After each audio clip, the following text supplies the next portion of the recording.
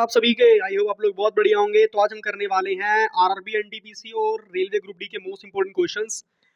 अब देखो मेरी बात समझो, अभी तक हमने टोटल 186 क्वेश्चन कर लिए हैं, 187 क्वेश्चन पर चल चुके हैं।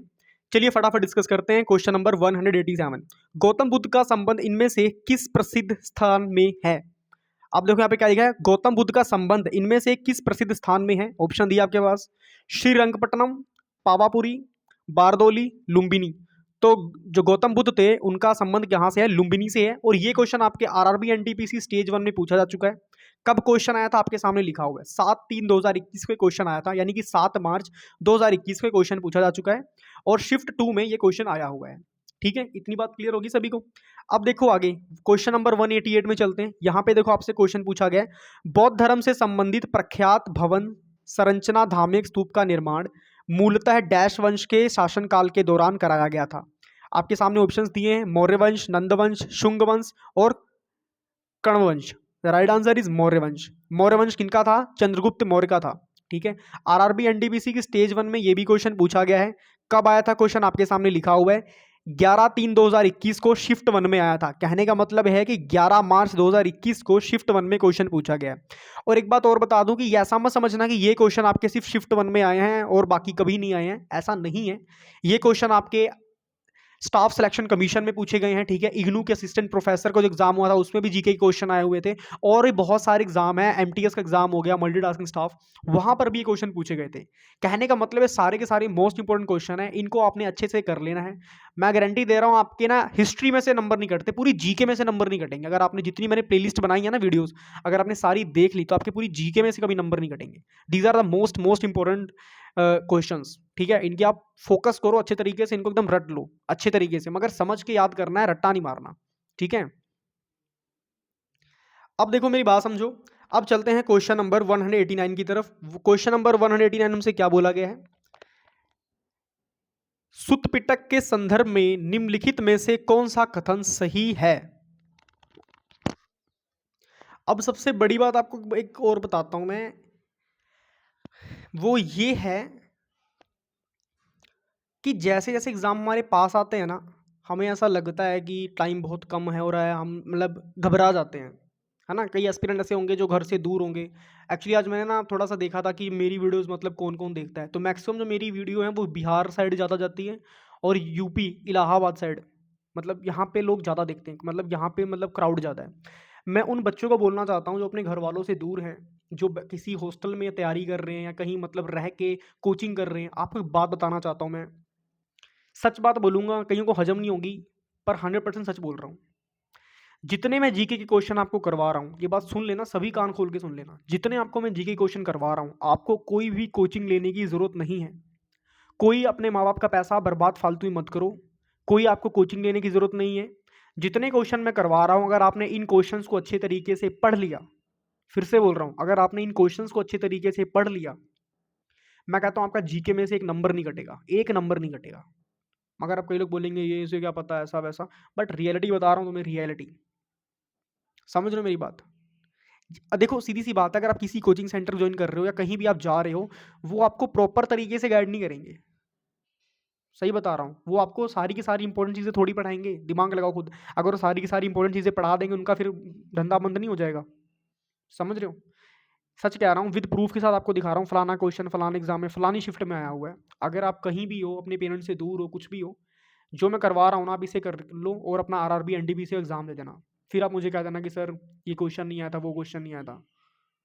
These are the very most important question जो आपको मैं करवा रहा हूँ। ठीक है, हल्के में तो बिल्कुल भी मत लो इन्हें। चलिए चलते हैं नेक्स्ट क्वेश्चन की तरफ। तो देखो यहाँ पे क्या लिखा है क्वेश्चन नंबर 189 में, सूत पिटक के संदर्भ में निम्नलिखित में से, सूत पिटक के संदर्भ में निम्नलिखित में से कौन सा कथन सही है? यह उन लोगों के लिए बनाए गए नियमों और विनियमों के बारे में है जिन्होंने बौद्ध मठ व्यवस्था को अंगीकार किया था। पहला ऑप्शन ये रहा। दूसरा देखो, यह श्रीलंका में लिखा गया बौद्ध ग्रंथ है, ये बोला गया। अब देखो श्रीलंका कहाँ है? इंडिया से कटके है श्रीलंका। अब श्रीलंका में गौतम बुद्ध थोड़ी गए थे, वो तो सारनाथ गए थे। यह मगध के शासक और बुद्ध के बीच की बातचीत से संबंधित है। अब मेरी बात समझो, जो मगध के शासक थे वो कौन थे? यह तो आपको पता ही होगा, जो मगध के शासक थे, जो मगध के शासक थे ना, उनका नाम था अशोक, सम्राट थे वो, ठीक है। वो कौन थे? अशोक थे। आगे देखो, यह बुद्ध का जीवन चरित्र है। तो देखो बुद्ध का जीवन चरित्र ये नहीं है, ठीक है, उनके ऊपर एक बुक लिखी गई थी बुद्ध जी के जो जीवन चरित्र में, ठीक है। क्या लिखी गई थी, यहाँ पे मैं थोड़ा लिख के बताता हूँ आपको। उनके ऊपर क्या लिखी गई थी? बुक लिखी गई थी, ठीक है। लगी बात समझ में? अब देखो यहाँ पे क्या है, तो राइट आंसर होगा यह मगध के शासक और युद्ध के बीच की बातचीत से संबंधित है, ठीक है। और ये क्वेश्चन आपके आरआरबी एनटीपीसी स्टेज 1 में पूछा गया। कब आया था? 19/3/2021 को, शिफ्ट 1 में। क्लियर होगी बात सभी को? एक्चुअली ये ना मैंने प्रीवियस वीडियो में थोड़ा समझाया था, इसलिए रखा हुआ है, इसको हम कर देते पहले साइड में, आगे समझते हैं। क्लियर होगी बात इतनी? आगे देखो, आगे पढ़ते हैं मोस्ट इंपोर्टेंट क्वेश्चन की तरफ। क्वेश्चन नंबर 190 में आप चलिए, थोड़ा सा जूम कर देता हूँ, कई बार ना दिक्कत हो जाती है। क्वेश्चन नंबर 190 में लिखा, डैश में बुद्ध की छवियों की पूजा एक महत्वपूर्ण परंपरा बन गई सॉरी डैश में बुद्ध की छवियों की पूजा एक महत्वपूर्ण परंपरा बन गई। परंपरा मतलब होता है कल्चर, रिचुअल, इंग्लिश में बोलते हैं रिचुअल, ठीक है। क्या है? त्रिडमा, व्रजयान, Mahayana, Hinayana. Right answer is Mahayana. RRB NTPC की स्टेज 1 में क्वेश्चन आया हुआ है 27/3/2021 को, शिफ्ट 1 में ये क्वेश्चन पूछा जा चुका है, ठीक है। अब देखो क्वेश्चन नंबर 191। चलिए क्वेश्चन नंबर 191 की तरफ चलते हैं। इसमें लिखा है विनय पिटक और सुत पिटक। देखो दो नाम है, विनय पिटक और सुत पिटक। इनमें से किसकी शिक्षाओं के संकलन है? ऑप्शन दिया है महावीर जैन, ऋषभदेव, गुरु गोविंद सिंह, गौतम बुद्ध। अब देखो जो गुरु गोविंद सिंह जी के जो शिष्य थे वो थे बंदा सिंह बहादुर, ठीक है। महावीर जैन कहाँ से? जैन धर्म से संबंधित हैं। तो ये जो विनय पिटक और सुत्त पिटक है, ये किससे रिलेटेड है? ये बुद्ध धर्म से रिलेटेड है। तो इनको शिक्षाओं का संकलन किसने दिया था? गौतम बुद्ध जी ने दिया था, ठीक है। सारनाथ में जाके गौतम बुद्ध ने 5 शिष्यों को अपनी शिक्षा दी थी, ठीक है, उनको शिक्षा दी थी। आरआरबी एनटीपीसी की स्टेज 1 में क्वेश्चन आया हुआ है। कब आया था? 1/4/2021 को, शिफ्ट नंबर 1 में। क्लियर होगी बात इतनी? चलिए चलते हैं क्वेश्चन नंबर 192 की तरफ। 192 क्वेश्चन में क्या बोला गया है? बोधिसत्व की अवधारणा इनमें से किससे संबंधित है? आपने एक मूवी देखी होगी ना, सूर्या की नाम, सूर्या सिंघम जो सा रोल है बंदा प्ले कर रहा था, वो एक्टर का नाम है सूर्या, बहुत ही लेजेंड एक्टर है वो, ठीक है, मैं बहुत रिस्पेक्ट करता हूँ उनकी। उन्होंने ना एक मूवी बनाई थी बोधि धर्मन, बुद्ध धर्म से रिलेटेड है वो, समझ रहे हो? वो मूवी बुद्ध धर्म से रिलेटेड है, पता नहीं क्या नाम था एग्जैक्ट, मुझे नाम नहीं याद आ रहा, पता नहीं क्या लिखा था, चेन्नई टू चाइना ऐसे कुछ मूवी का नाम था, चेन्नई टू चाइना। अगर आपको पता हो तो कमेंट में बता देना, ठीक है। I think Chennai to China ही था। उसमें ना एक बंदा होता है, वो ना किसी को देखता है ना, उसको अपने वश में कर लेता है, लाइक उसके पास ऐसी मतलब पावर्स आ जाती हैं। तो जो बोधि धर्मन थे ना, वो बुद्ध धर्म से रिलेटेड थे। उनको पता नहीं कोई कला, कोई मतलब विद्या आती थी कि वो सम्मोहन कर लेते थे। सम्मोहन का मतलब होता है हिप्नोटाइज, हिप्नोटाइज कर लेना, ठीक है। तो वही दिखा है बोधिसत्व की अवधारणा इनमें से किससे संबंधित है? सिख धर्म, महायान बौद्ध धर्म, हीनयान बौद्ध धर्म, जैन धर्म। तो राइट आंसर है महायान बौद्ध धर्म।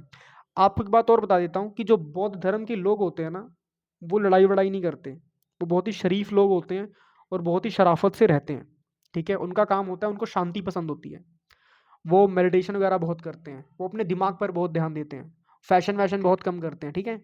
ये सारी चीज़ें होती हैं। आपको एक बात और बता देता हूँ, अगर आप नए हो, हमारे चैनल पे नए हैं, तो लिंक डिस्क्रिप्शन में मिल जाएगा।